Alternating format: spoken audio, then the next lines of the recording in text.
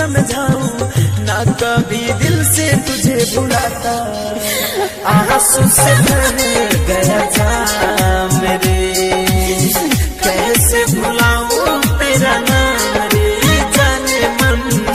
आंसू से भर गया जाम रे, कैसे भुलाऊं तेरा नाम रे। जब जब याद तेरी आए जाने मन, आंखों में आंसू भर जाए।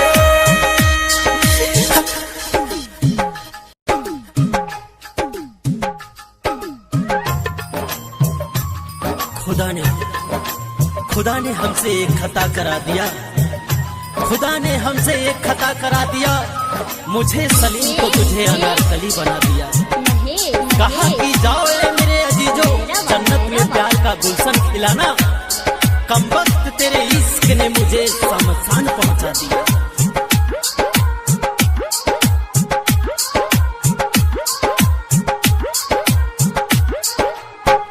कैसे भुलाऊं तेरी अदाएं, शाम सहर अब तेरी आए।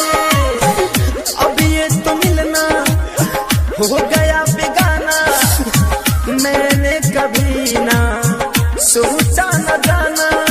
याद कर तेरी भूल न पाए, जीना हुआ मुश्किल, मिलना यारा सुबह शाम रे।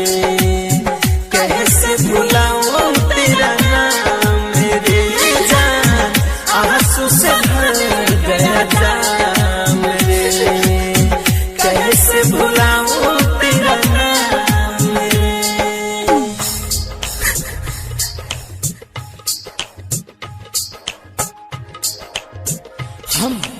हम उम्मीदों की दुनिया बसाते रहे, हम उम्मीदों की दुनिया बसाते रहे। वो पल पल हमें आजमाते रहे। जब मोहब्बत में मरने का वक्त आया, जब मोहब्बत में मरने का वक्त आया, हम मर ही गए।